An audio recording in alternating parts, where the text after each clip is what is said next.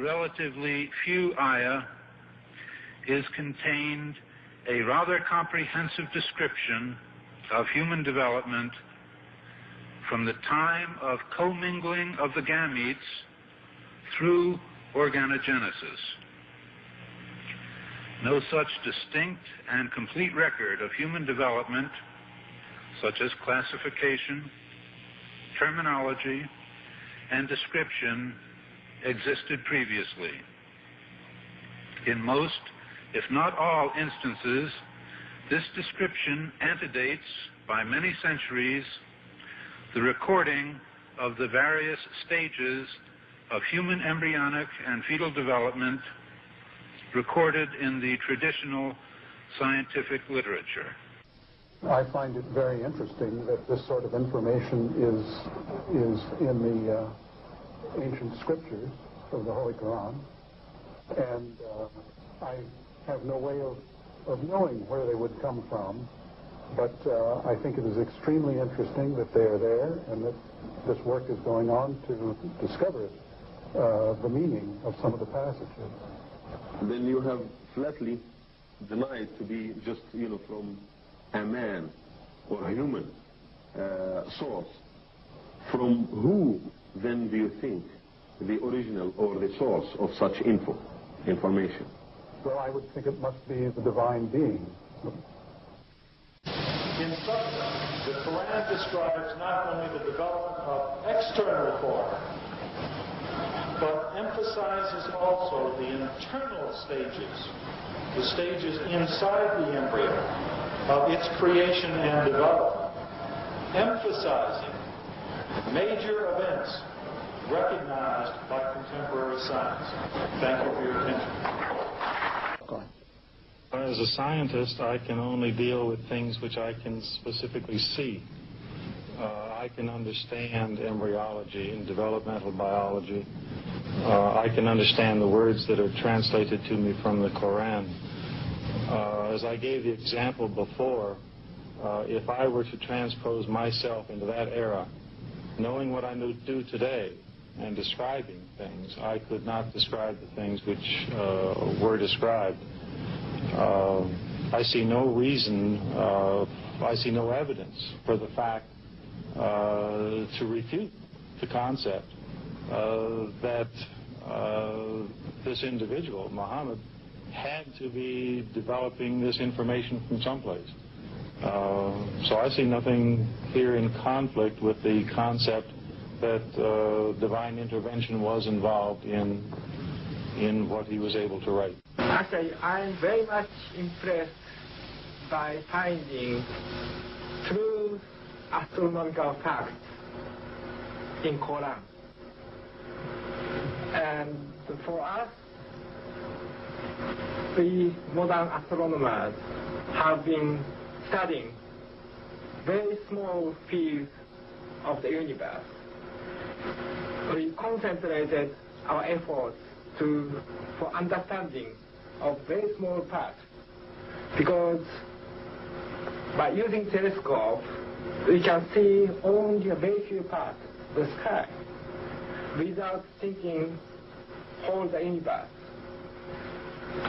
So by reading Quran and by answering to your questions, I think I can find my future way for investigation of the universe. Well, thinking of many of these questions and thinking where Muhammad came from, he was after all a Bedouin. I think it is almost impossible that he could have known about things like the common origin of the universe, because scientists have only found out within the last few years. It's very complicated and advanced technological methods. I think if you combine all these, and you combine all these statements that are being made in the Quran in terms that relate to the earth and the formation of the earth and science in general, you can basically say that the statements made there in many ways are true.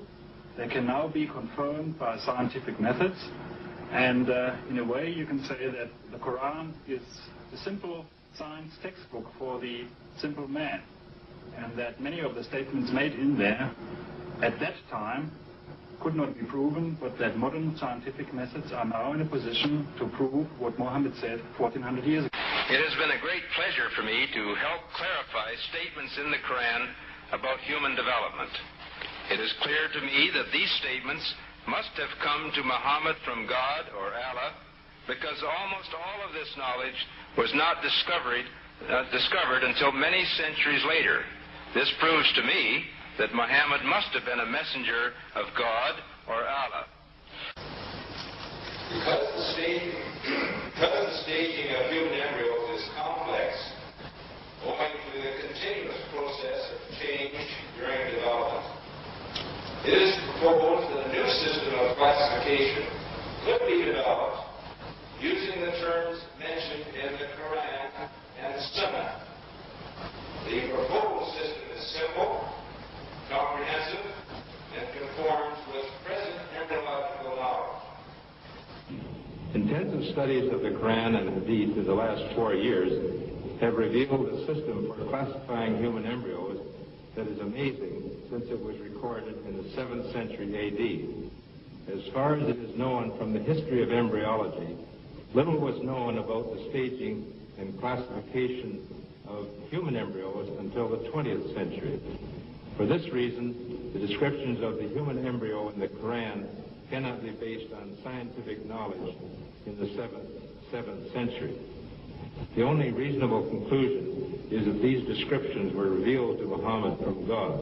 He could not have known such details because he was an illiterate man with absolutely no scientific. The way it was explained to me is that Muhammad was a very ordinary man.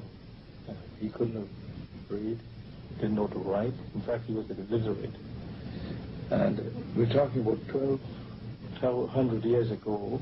You have someone, an illiterate person, making profound pronouncements and statements that are amazingly accurate of a scientific nature. And I personally can't see how this could be a mere chance. There are too many accuracies. And like Dr. Moore, I have no difficulty in my mind reconciling that this is a divine inspiration or revelation which led him to these statements. So that the two hadiths that have been noted furnish us with a specific timetable for the main embryological development before 40 days. Again, the point has been made, I think, repeatedly by the speakers this morning. These hadiths could not have been obtained on the basis of the scientific knowledge that was available at the time of their writing, and hence could support the hadiths reflecting the knowledge of God.